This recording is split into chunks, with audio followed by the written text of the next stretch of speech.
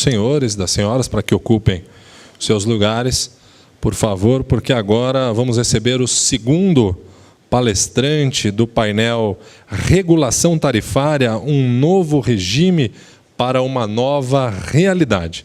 O palestrante é o senhor Tiago de Barros Correia, e o Tiago é bacharel em Ciências Econômicas e mestre em Planejamento de Sistemas Energéticos, ambos pela Universidade de Campinas, Unicamp. É especialista em políticas públicas e gestão governamental desde 2006. No período de 2004 a 2012, atuou na assessoria econômica do Ministério de Minas e Energias e, em 2013, assumiu como membro do Conselho de Administração da Empresa de Pesquisa Energética, EPE, como representante do Ministério da Fazenda e de assessor especial do Ministério da Fazenda, lotado na Secretaria de Acompanhamento Econômico. E é também diretor da ANEEL desde agosto de 2014. Vamos receber, então, senhoras e senhores, Tiago Correia.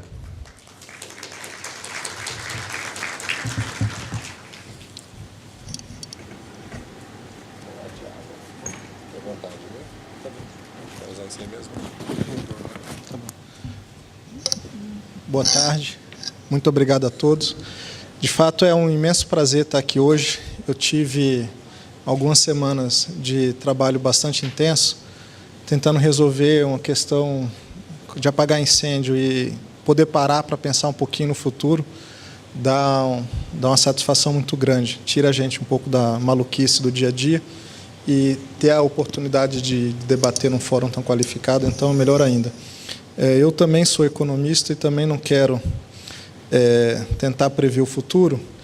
Inclusive, por conta disso, a minha apresentação ela começa com uma discussão um pouquinho sobre as competências da ANEEL e o seu processo decisório, porque eu queria mostrar para vocês como a gente se prepara para errar.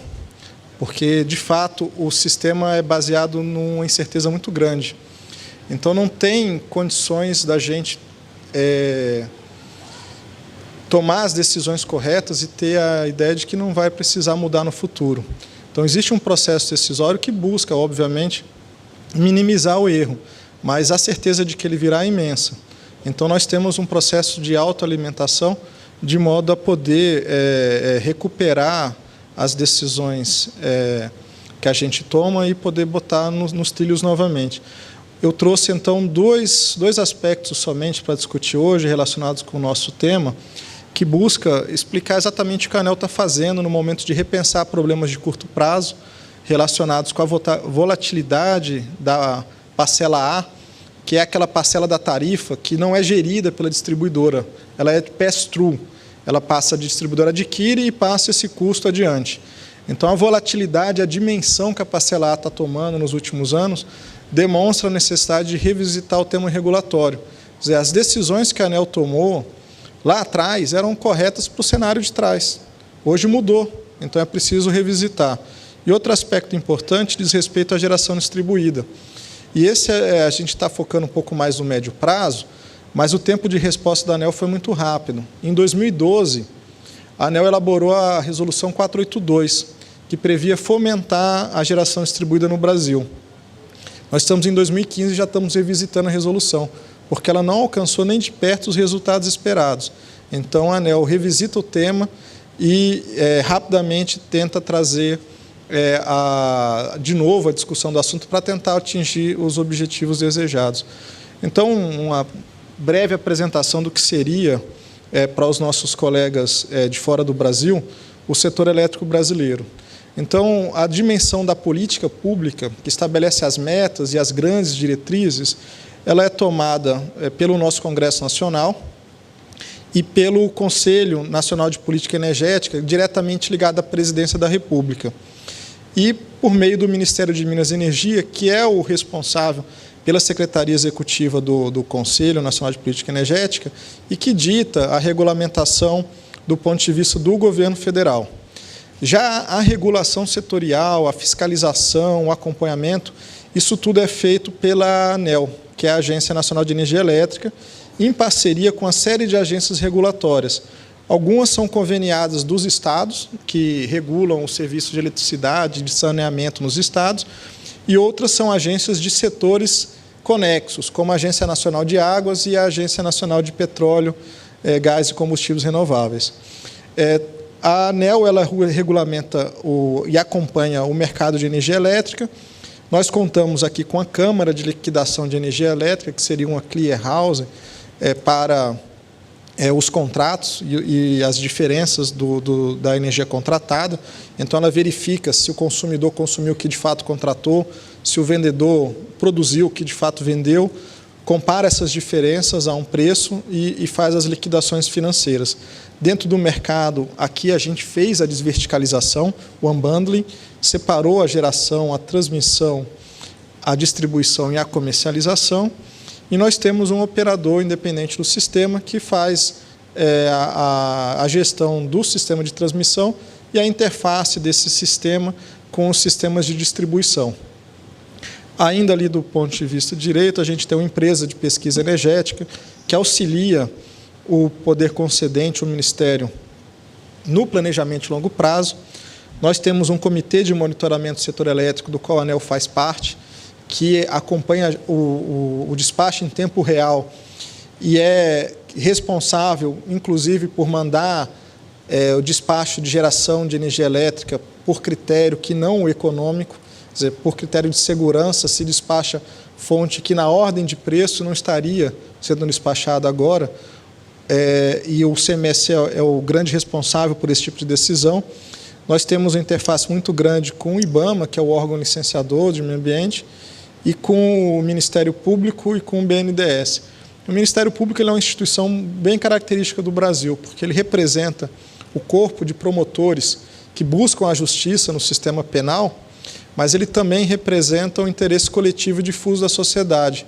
Então, todas as questões em que a ANEEL toma relacionadas à regulação, à construção de usinas, à construção de transmissão, o Ministério Público tem um papel muito importante em proteger a comunidade local, o cidadão hipossuficiente, que não tem acesso ao sistema legal, e ele faz uma pressão muito forte na ANEEL para manter, então, o que a gente chama das decisões do âmbito da sustentabilidade, aqui lato sensu, tomando atenção para o meio ambiente, mas também por características sociais e econômicas.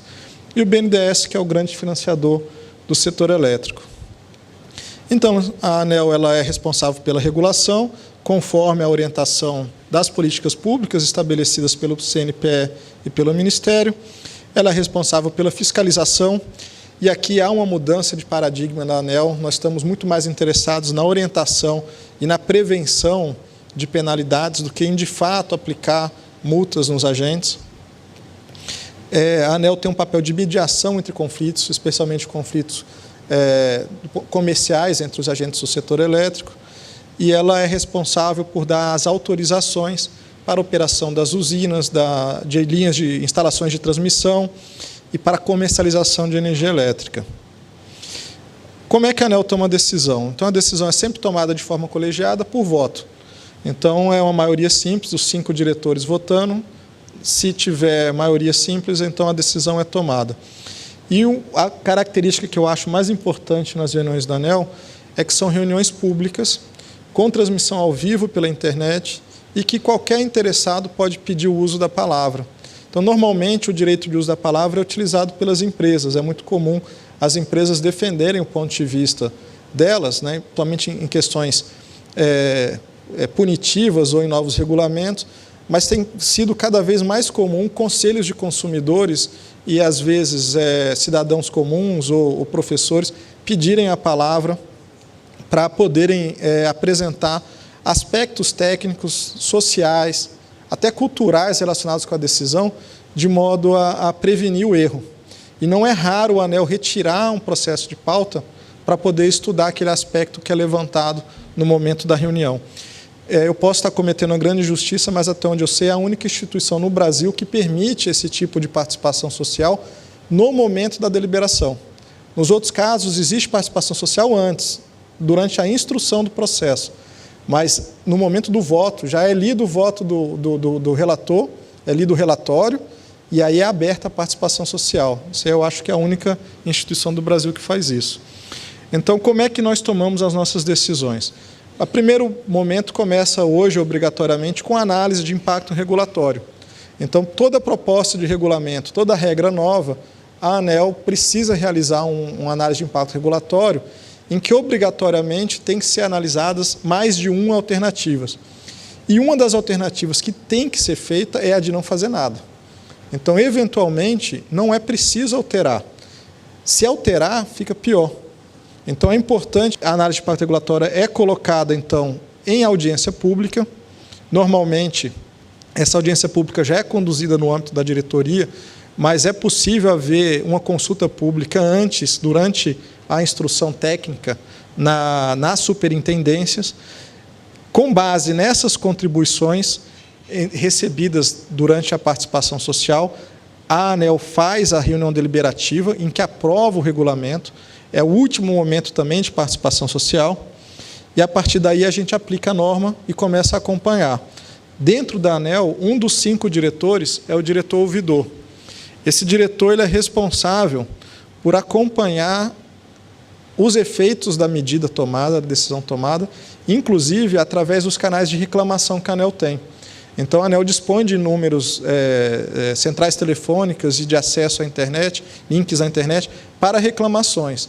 Dependendo do volume de reclamações e do teor dessas reclamações, isso acende uma luz amarela. E o nosso diretor ouvidor, então, é responsável por reencaminhar as soluções para isso. Essas soluções podem ser rediscutir a resolução ou simplesmente tornar mais clara a interpretação dela, por exemplo, a partir de uma súmula, em que diz, olha, o entendimento é este. O que a ANEEL quis dizer foi isso.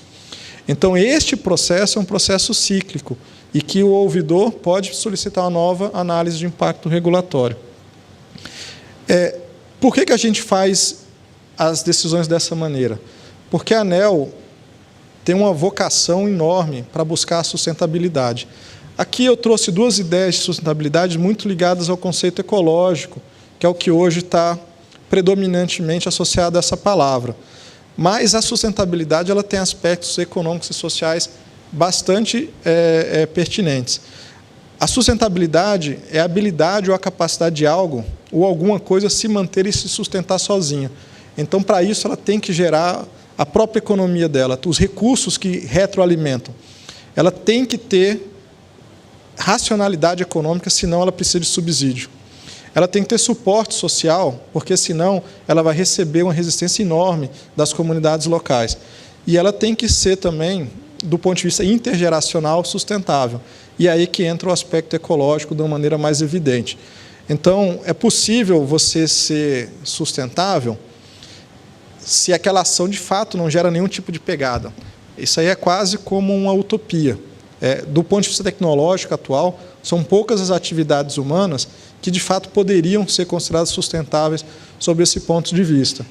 Agora, é possível imaginar por outro ângulo. Dada a nossa tecnologia, dado o avanço tecnológico esperado, é possível adotar uma trajetória agora mais sustentável do que a anterior e aí caminhar para um horizonte futuro mais sustentável.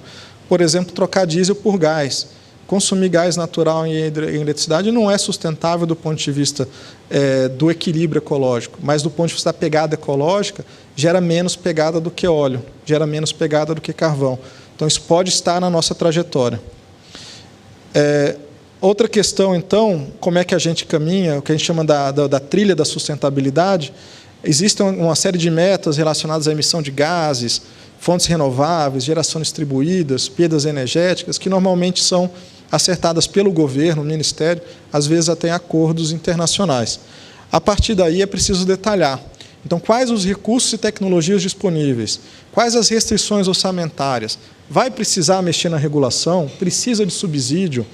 Quais são os projetos estratégicos que vão alavancar isso?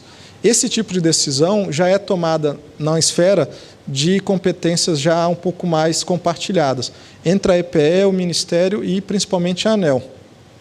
Depois, a gente precisa fazer uma análise de ciclo de vida, os impactos no meio ambiente, os impactos sociais, principalmente emprego e saúde, os aspectos econômicos, e aí a gente mapeia quais são as mitigações e as compensações que precisam ser adotadas.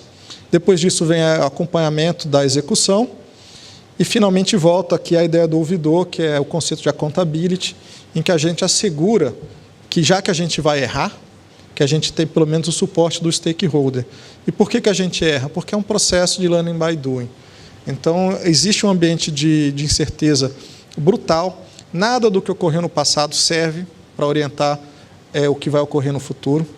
Nós estamos trabalhando com mudanças de tecnologia, mudanças de comportamento de consumo, mudança de mentalidade. Então, a única coisa que o passado nos ensina é que é um ambiente volátil, é um ambiente de risco, é um ambiente que as estruturas precisam ser leves, o regulador tem que estar pronto para o erro e para o ajuste rápido.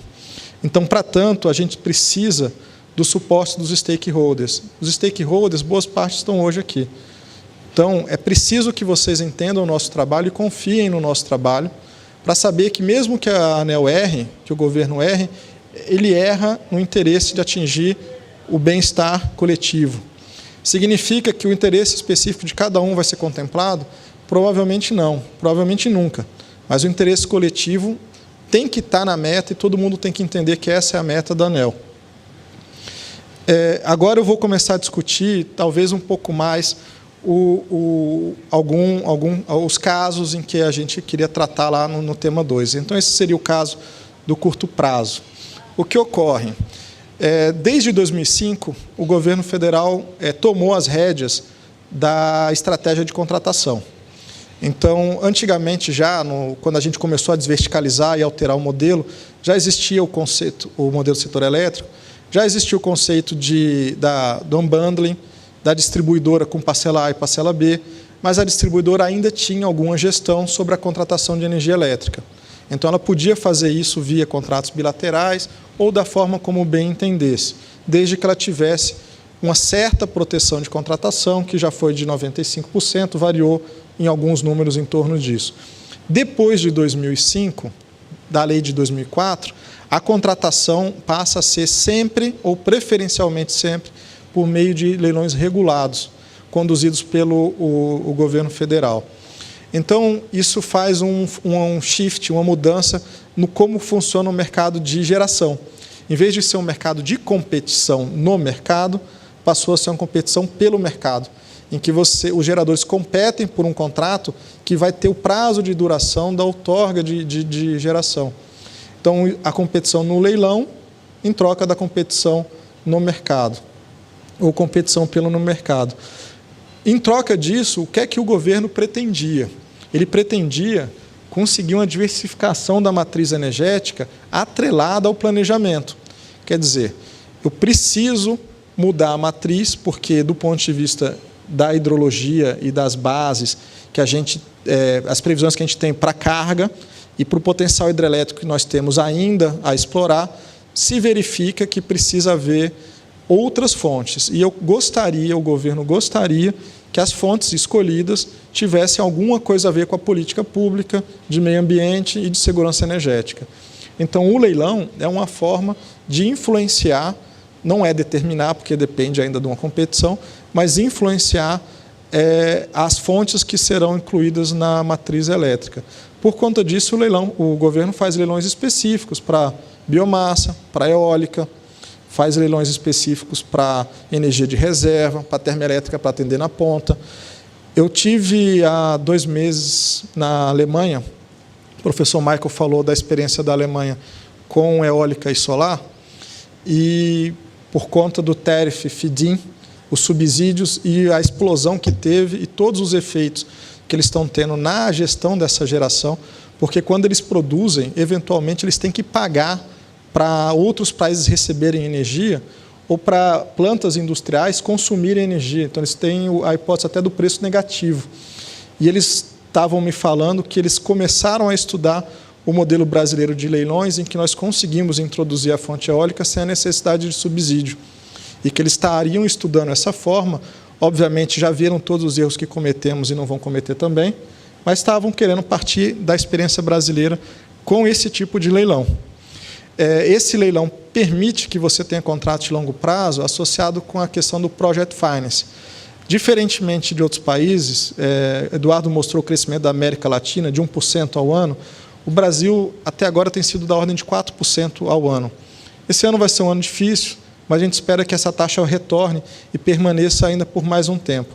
Quem cresce 4% ao ano precisa dobrar a matriz a cada 12, 14 anos. E, neste caso, você precisa ter uma estrutura de investimento que atenda, que a gente chama de resource adequacy. Você precisa ter os recursos adequados para atender a demanda. E nós não temos como financiar isso com base nas receitas atuais. Então, se usa o conceito de Project Finance para, com receitas futuras, financiar o investimento de hoje. E o leilão também permite isso. Por outro lado, ele busca essa energia pelo menor preço, conforme os critérios, mas, por outro lado, ela tira essa gestão das distribuidoras do que seria o custo da parcela A, totalmente. E a gente vai ver o que ocorre com esse custo. Quer dizer, nós tomamos uma decisão que tem uma série de aspectos positivos e tinha um aspecto negativo que foi negligenciado. E ele foi negligenciado por quê? Diferentemente de outros países, o Brasil, por conta da experiência com a inflação até o Plano Real, em 94, nós tivemos que criar uma regra de desindexação da economia e que restringe alterações de valores contratuais. Então, contratos com mais de um ano de duração podem ter um reajuste único ao ano. E esse reajuste tem que ser baseado ou em custos demonstrados ou em índices gerais de inflação. Por isso que a gente usa IPCA ou IGPM. No caso da tarifa brasileira, nós temos processos anuais em que nós olhamos a tarifa da parcela B, aplicamos um índice de inflação menos um fator X para divisão e compartilhamento de produtividade e pegamos toda a parcela A, que é o custo da transmissão e da energia, reajustamos por um índice de inflação e repassamos para o consumidor. Repare que na parcela B é índice de inflação menos compartilhamento. Na parcela A, não, índice de inflação direto. Repare que o Brasil cresce a 4% ao ano. O que é que significa isso? Bem, cresce a 4% ao ano, em tese, também porque o nosso consumo per capita é muito pequeno. O Eduardo demonstrou que é da ordem de 2.500 kWh por habitante, sendo que nos Estados Unidos é 5 vezes maior que isso. Então, é possível crescer mercado sem crescer base, porque você está usando mais eficientemente a base regulatória. Se isso ocorre, significa que a parcela B também não cresce na mesma velocidade. Então, ela já cresce menos, tanto por conta do índice do fator X, quanto por conta da maior eficiência dos recursos. Essa aqui era a divisão da parcela B, um número um pouco diferente do Eduardo. Esse é o número da ANEEL, tá, gente? Se for citar, esse é melhor. O do Eduardo Abrade não usaria, não. Então, em vez de 14% na parcela B, é 17%.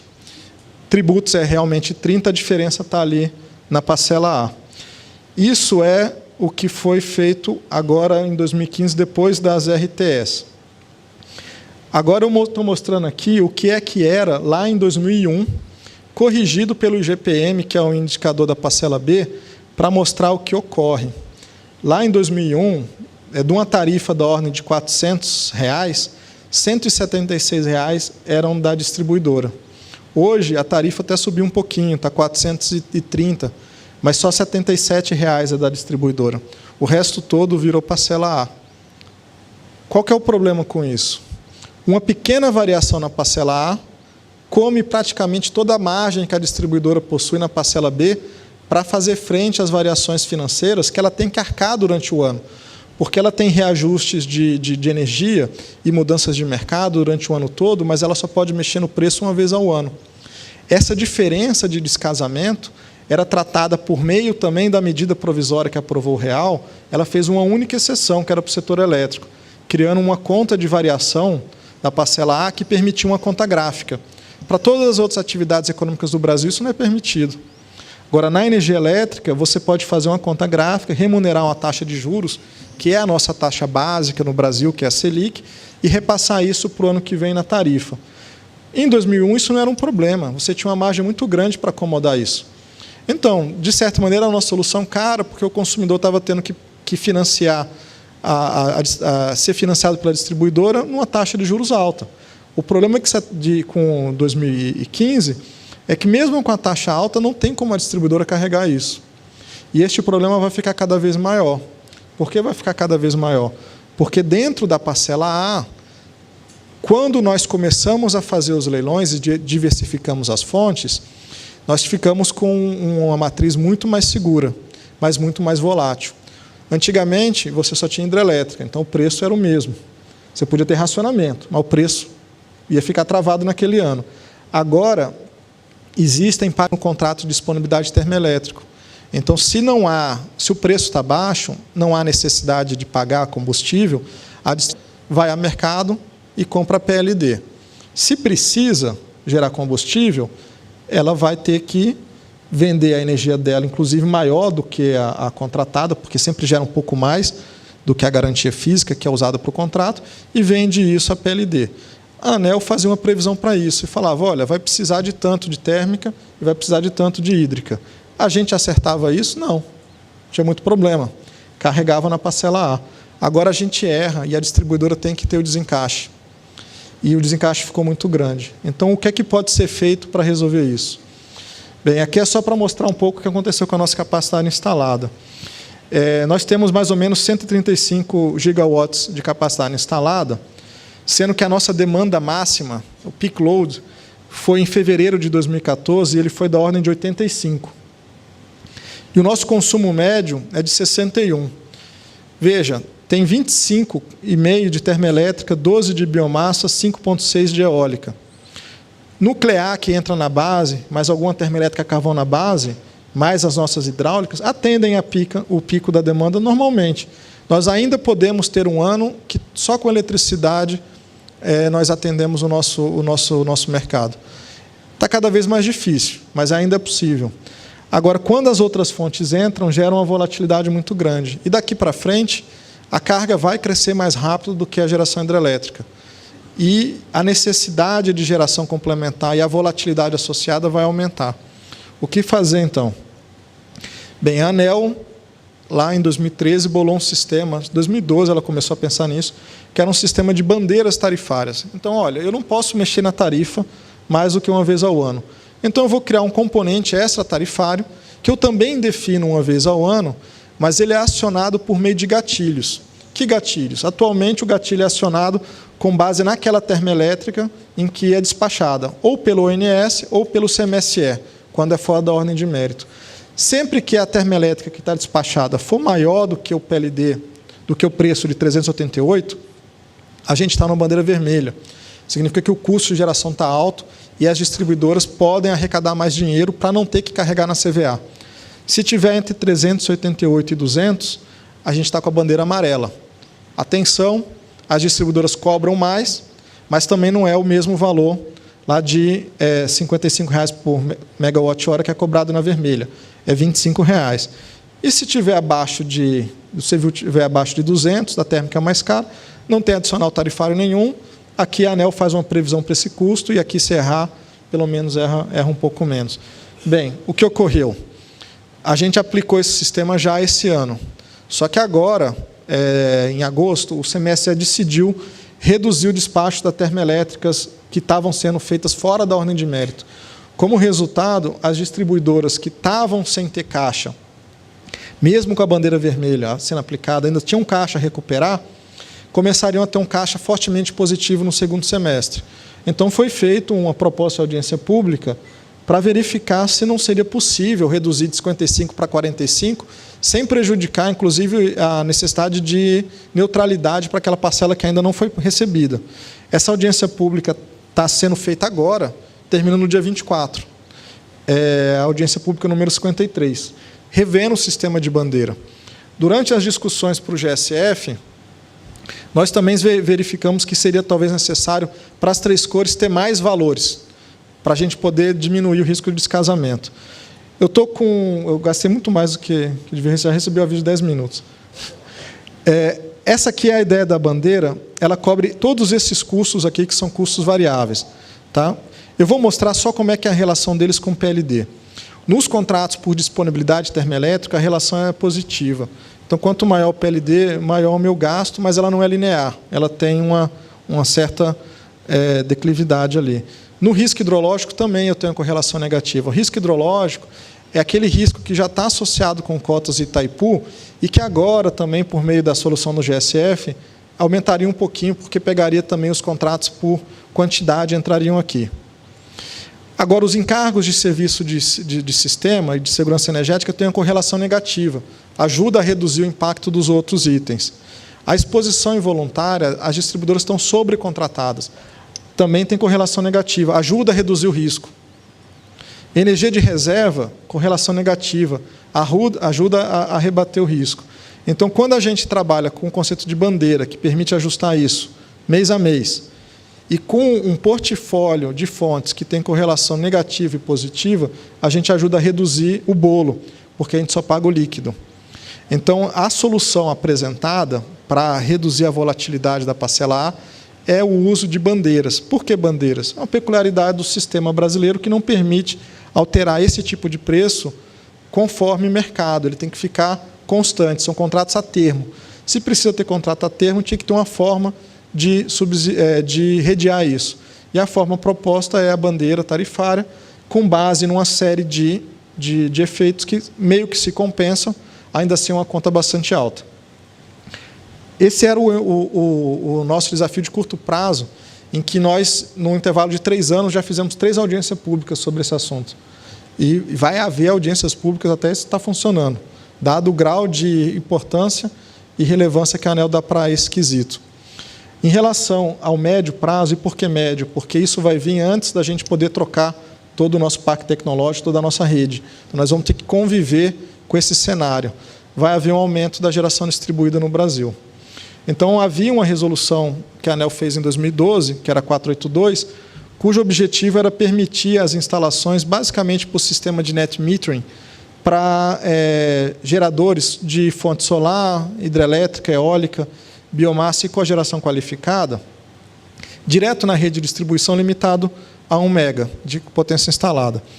Bem, fiasco, ninguém aderiu. Em parte, por conta do preço da energia frente ao preço desses sistemas, que ainda é muito caro.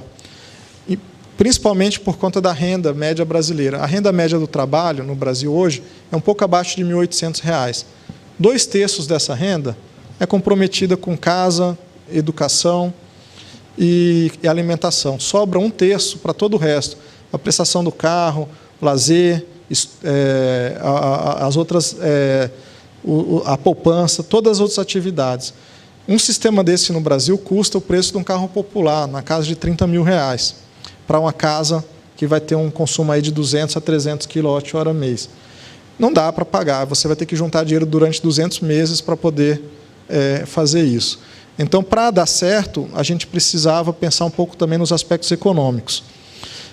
O que a gente fez? Bem, vamos fazer uma nova audiência pública, retirando as barreiras regulatórias, toda aquela burocracia relacionada com acesso, para ver se a gente traz competição nas empresas que vão montar esse tipo de sistema, e com base na competição nós conseguimos ter acesso a equipamentos mais baratos, porque se não tiver isso, não haveria esses equipamentos. Nós estamos elevando o limite da potência instalada para ver se agrega alguma escala. Permitimos a hipótese de condomínios e de comunhão de fato e de direito poder compartilhar essa energia, também para poder gerar alguma escala. E ficaram 2 grandes questões que teriam que ser resolvidas. Primeiro, por conta de um decreto de 68, no Brasil, o consumidor do grupo B, que é basicamente baixa tensão, tem uma tarifa monômio. Significa que a energia e o fio são cobrados da mesma tarifa. Quem está na alta tensão, você já separa. Tem fio e tem energia. Como a gente está fazendo net metering, significa full retail net metering. Significa que quem tem isso é subsidiado por quem não tem. Então, foi colocada a hipótese, não, você paga pela disponibilidade. Você não vai pagar full retail. Só que a disponibilidade é muito baixa no Brasil. É 100 kWh.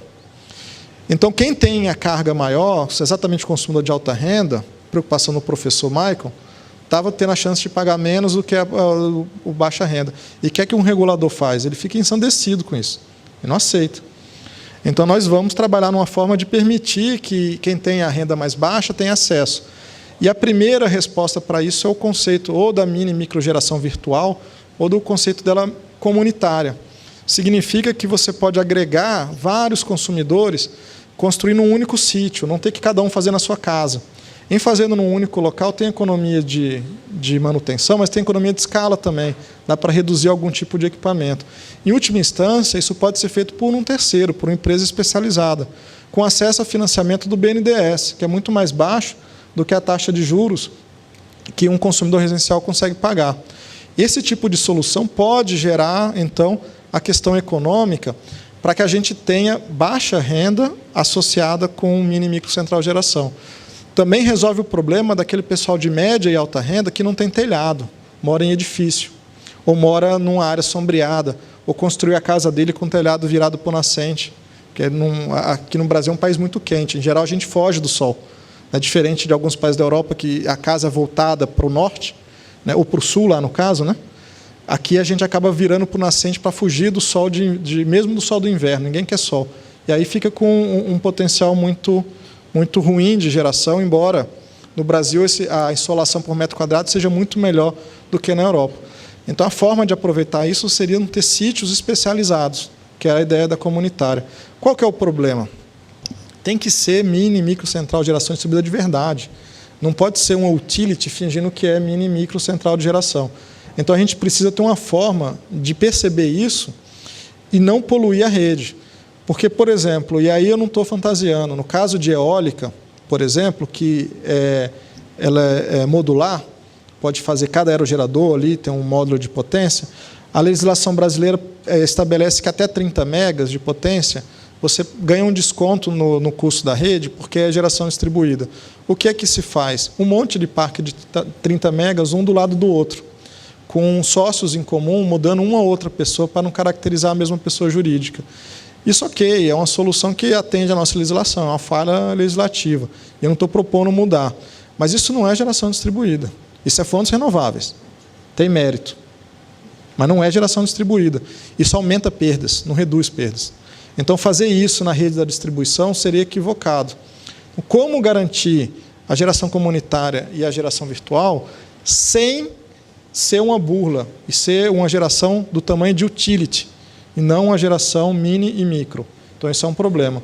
O segundo é que o governo, aí o Ministério, precisa remover a barreira para a tarifa binomial, para a gente poder separar fio de energia e a distribuidora poder ser uma parceira do negócio e não se opor à mini e micro central geradora, porque ela não veria isso como uma ofensa ao negócio dela. Aqui são as nossas projeções de net metering, e vê que é muito modesto. A gente está falando aqui da ordem de 700 mil unidades consumidoras, que teriam renda e sol para instalar. Isso dá 2.600, 2.700 mega de potência. Não é nada, não é nada. Não vai mudar o balanço do negócio da distribuidora. Mas, se a geração virtual, se a geração comunitária virar uma realidade, esse número pode multiplicar por 10, pode multiplicar por 20.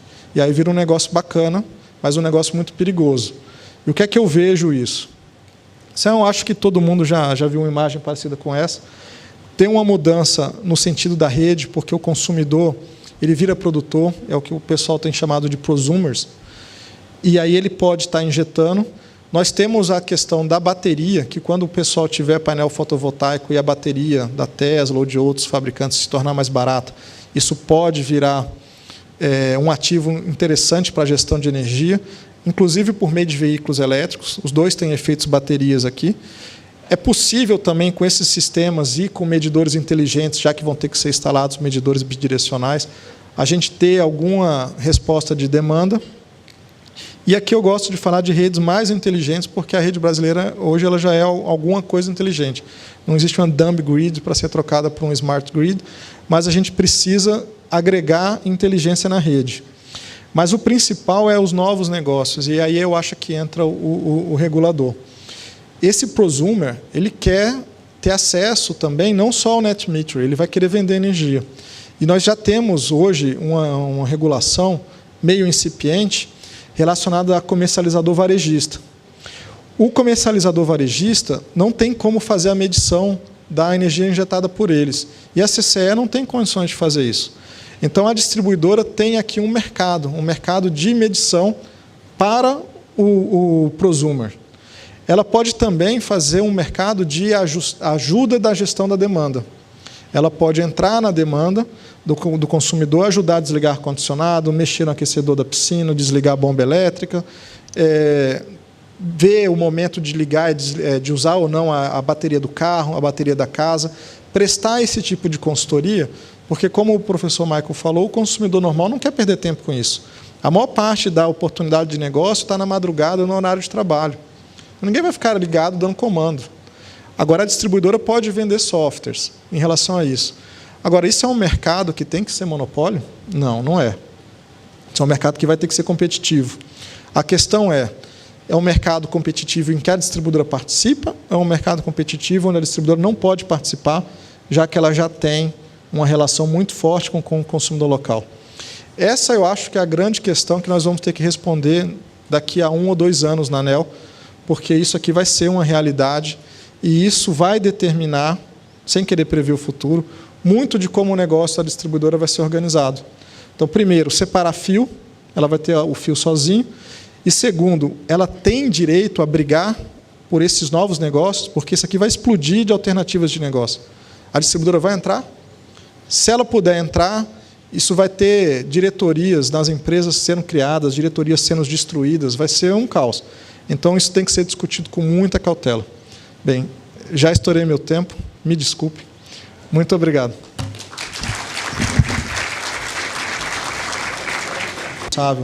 Por contratar, a parcela A cresceria mais do que a parcela B simplesmente pelo fato de que o consumo per capita nosso era muito baixo e porque você tem o fator X. O fato do governo ter assumido a competência para a gestão do contrato não diz tanto respeito, ele não tem que ajudar a resolver a questão do tamanho, mas da volatilidade. O problema não é que a parcela A é muito maior do que a parcela B, é que ela pode flutuar muito. Em ela podendo flutuar muito, nós temos que criar os instrumentos para que a distribuidora tenha um negócio estável. O slide do professor Michael, ele falava que o negócio da distribuidora era excelente para fundos de pensão. Bem, no Brasil, talvez não. Se a gente não resolver isso, talvez não seja um negócio tão bom assim. Então, a questão é como tornar o fluxo de caixa da distribuidora seguro, visto que a parcela A é volátil, não que a parcela A é muito maior do que a parcela B. Isso era meio inexorável. É uma pergunta muito parecida nessa linha. Em cima do mesmo cenário de variabilidade ou imprevisibilidade da parcela A, o ônus e o bônus, ou seja, a distribuidora hoje tem todo esse trabalho para lidar com a parcela A e a sua variação, mas não tem nenhum incentivo para compensar, inclusive, o aumento da gestão por trás dessa tarefa. Você tem alguma reflexão sobre isso? Aumentar os incentivos para a distribuidora nessa tarefa? Isso é algo que a gente tem que talvez olhar com mais calma. A distribuidora hoje, ela tem um incentivo um pouco indireto, porque a gente fala que não tem gestão nenhuma, mas ela tem alguma gestão. Então, aquelas que conseguiram manter o nível de contratação adequado, elas conseguem ter um pouco menos de impacto tarifário, porque a sobrecontratação, por exemplo, e se admite alguma sobrecontratação, ela tem um viés para baixo em relação à PLD. Então, essas distribuidoras tiveram que dar algum aumento tarifário um pouco menor do que as outras. E dizer que hoje no Brasil não existe elasticidade de preço para a eletricidade já não é mais verdade. Algumas distribuidoras estão tendo que lidar com o nível da inadimplência alto e com redução de consumo.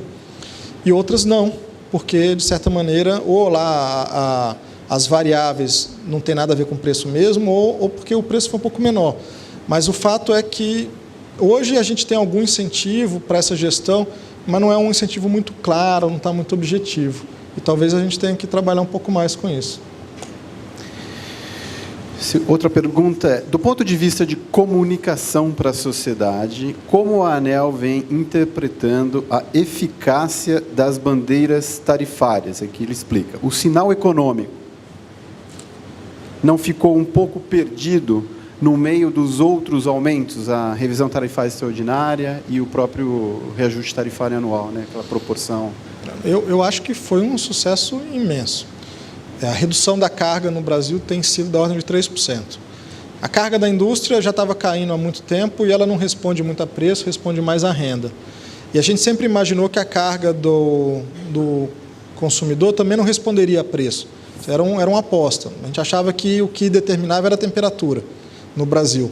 E o que a gente viu foi que, mesmo em alguns meses quentes, nós conseguimos uma redução bastante significativa de consumo E, na verdade, o que explica a gente estar podendo reduzir a bandeira agora é muito mais a redução da carga do que o aumento da chuva. A chuva não veio. Quer dizer, não foi um ano catastrófico, mas não é um ano bom de chuva.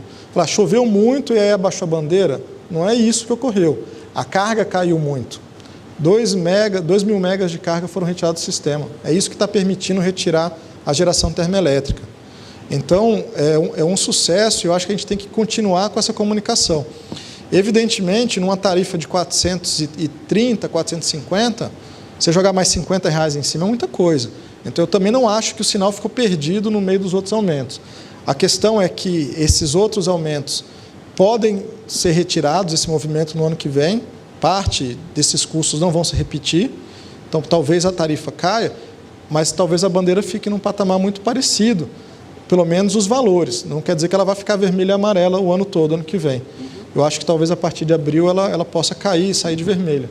Até lá acho difícil, mas depois de abril acho que a gente pode ter uma bandeira amarela já. A última pergunta de bandeira, e tem uma pergunta aqui bem pontual sobre o assunto que está na moda, você sabe qual é? Mas então, bandeira, quando haverá a mudança de valores após a audiência pública? E você imagina que há chance de uma periodicidade de revisão, por exemplo, anual, mudança de patamar de bandeira anualmente, ou a intenção não é essa? Eu acho que já a partir de 1º de setembro aplica a bandeira nova. A ideia não era fazer revisões num período menor do que um ano de bandeira, mas como não é tarifa nem preço, não tem problema, podemos fazer. Eu preferiria que a gente tivesse mais de um valor por cor. Então, a cor sinaliza o que o consumidor tem que reduzir carga, amarelo, vermelho e verde, mas dentro do amarelo podia ter 2 patamares de tarifas, de valores associados a CVUs, e na vermelha poderia ter até 3. Por que isso? Porque não há sentido em arrecadar recurso a mais, não há sentido em arrecadar recurso a menos. A ideia é ter uma aderência maior. Então, se for possível ter aderência sem perder a pedagogia do sinal vermelho, amarelo e verde, eu acho que seria uma boa alternativa. Mas isso é uma opinião bem pessoal. Na audiência pública que está com o Hever, ele nem colocou essa hipótese. Talvez para o ano que vem a gente trabalhe com isso. Tá bom. Tem outras perguntas aqui, mas deixa eu abrir espaço para essa. GSF? Você fica à vontade, tá, Thiago? Eu sei que está tudo muito recente, você tem essa liberdade. A nota técnica ainda não está aderente à MP 688. A ANEEL fará uma nova nota técnica? Os agentes devem considerar os termos do voto do relator nas suas análises? Todo mundo rodando planilha agora. Então, bem, o que vale é o voto. A nota técnica, de fato, não está aderente porque eu fui além da nota técnica.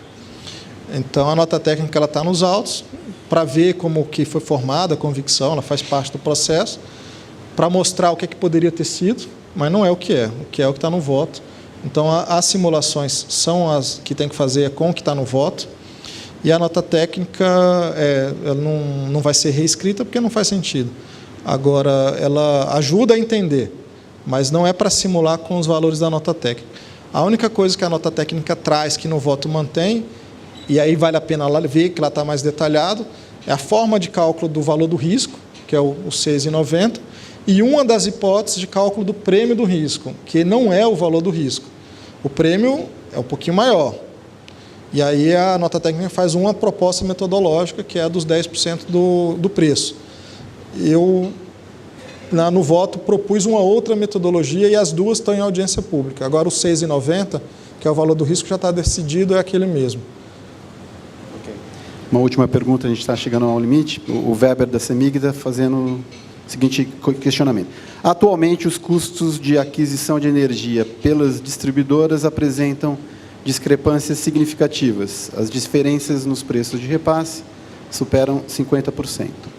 Dado que estas diferenças acabam sendo repassadas aos consumidores finais, não seria mais justo promover a equalização dos preços de repasse, PMIX, entre as distribuidoras do Sistema Interligado Nacional? Eu acho que é uma boa ideia. Eu acho que é uma ideia que tem que ser estudada. Inclusive, quando a gente criou a bandeira, essa solução do GSF, isso tudo caminha para equalizar essas diferenças de preço. Então, ter um comprador único, pelo menos uma liquidação única, faz sentido. A questão é que a gente está agregando entropia no modelo, e eu acho que esse tipo de mudança deveria ser estudada, talvez, numa reforma mais geral. Se a gente for caminhar para isso, por que não fazer mais? E aí faria um estudo maior de como é que seria o modelo. Eu sei que o Ministério, o secretário executivo Barros já deu essas declarações de que tem interesse em fazer esse estudo amplo do modelo, e aí dentro do estudo amplo do modelo talvez faça sentido isso. Agora, se a gente for para algo mais radical, não sei. Agora, trabalhando com bandeira e com GSF equalizando, faz todo sentido você fazer o mesmo com a compra da energia. Tiago, muito obrigado de novo pelo seu tempo, a gente chegou ao limite. Obrigado, Tiago. Obrigado ao Eduardo pela moderação.